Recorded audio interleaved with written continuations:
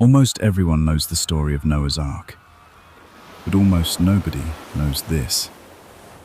The oldest surviving written flood story we have isn't Noah's.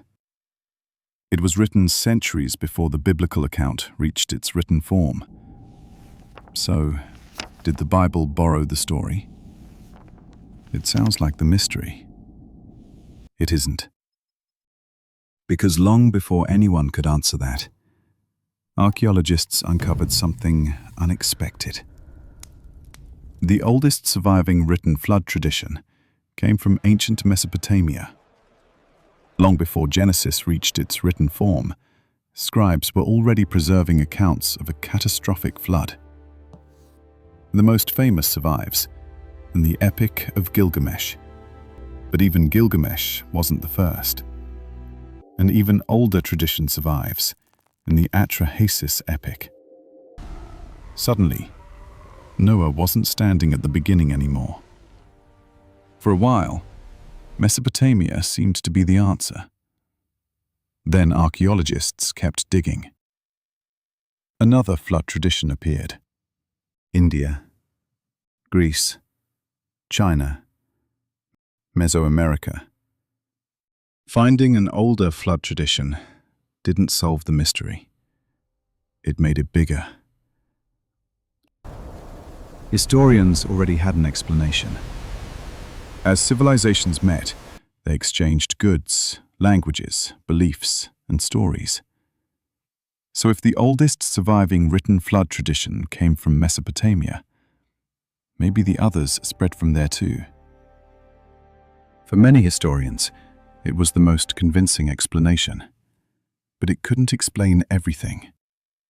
If these flood traditions all spread from Mesopotamia, why were they separated by thousands of kilometers and sometimes thousands of years? So historians began asking a different question. It was never just about which flood tradition was written first. Because writing something down doesn't tell us when it began. It only tells us when someone recorded it. Everything before that had been passed on without being written down. Which also meant, if there was more evidence, it wouldn't come from another ancient text. It would come from the earth itself. 20,000 years ago, our world looked very different. The coastline looked nothing like it does today. The sea was more than 120 meters lower. Places where people once lived are now beneath the sea. Britain wasn't an island. The Persian Gulf was dry land. Then, the sea began to rise. Not in a single day, not in a single year, but generation after generation, the shoreline kept moving.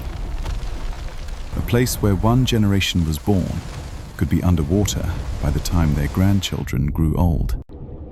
Maybe this was the missing piece. But this explanation also had limits. Geological evidence can show us that catastrophic flooding happened.